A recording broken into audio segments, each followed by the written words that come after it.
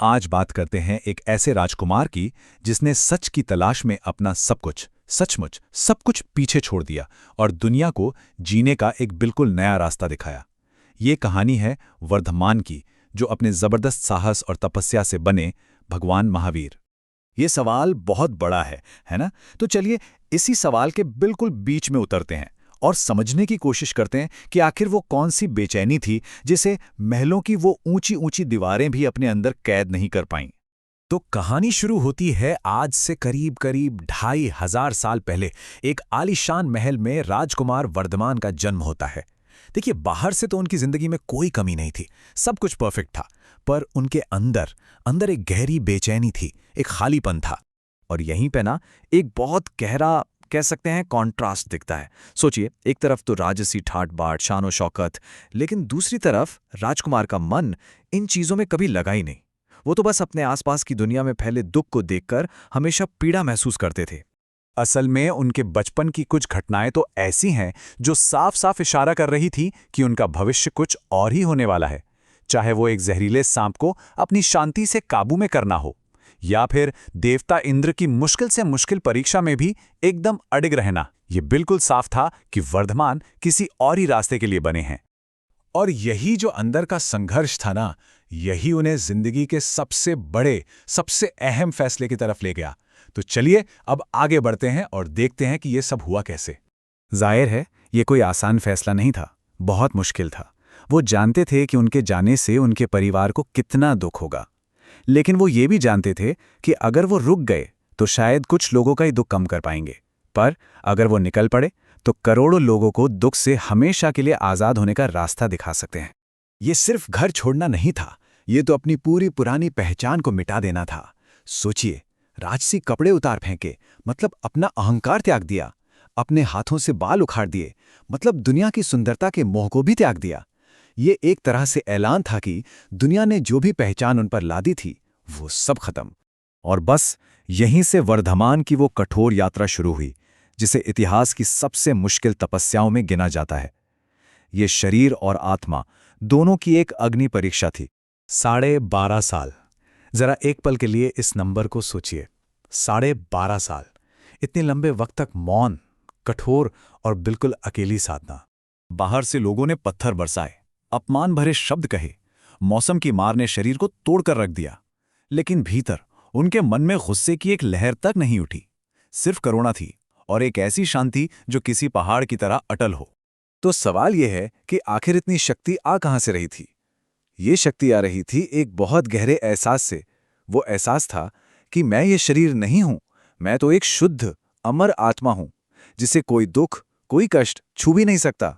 और फिर 12.5 साल की इस कड़ी, इस अग्नि परीक्षा के बाद वो पल आया, वो दिव्य पल जब अज्ञान का आखिरी पर्दा भी हमेशा हमेशा के लिए हट गया।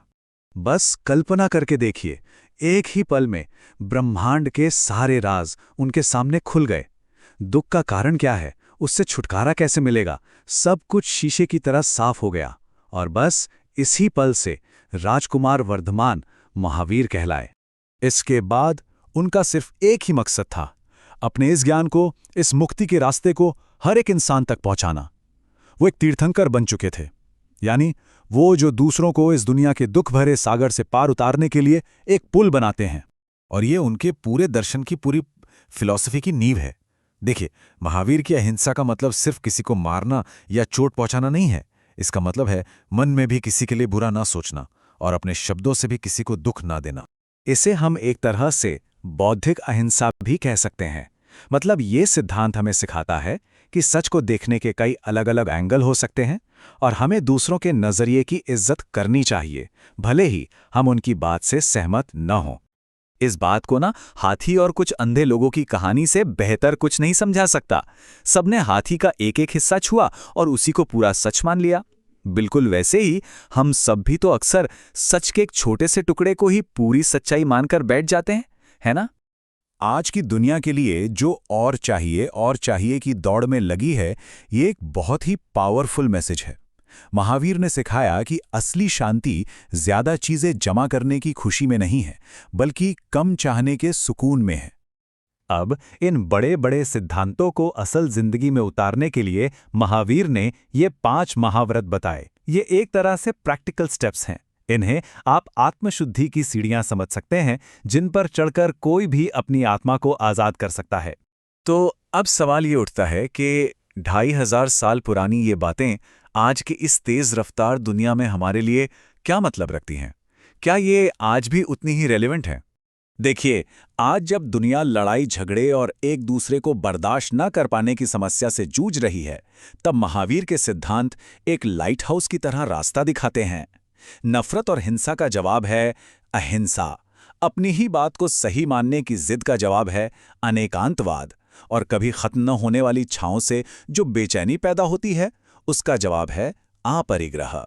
तो बस एक पल के लिए सोचिए, एक ऐसी दुनिया में जो हमें हर पल कहती है और हासिल करो और जोर से बोलो। क्या ऐसा हो सकता है कि असली शांति का रास्ता इसके ठीक उल्टी दिशा में हो? बाहर के बजाय अंदर मुड़ने में, बोलने की बजाय शांत हो जाने में। आखिर में महावीर के पूरे दर्शन का निचोड़ बस इस एक छोटे से वाक्य में है। ये हर जीव के लिए, चाहे वो छोटा हो या बड़ा, उसके प्रति करुणा और सम्मान का एक यूनिवर्सल कॉल है। एक ऐसी रोशनी जो सदियों बाद भी हमारा रास्ता रोशन कर सकती है।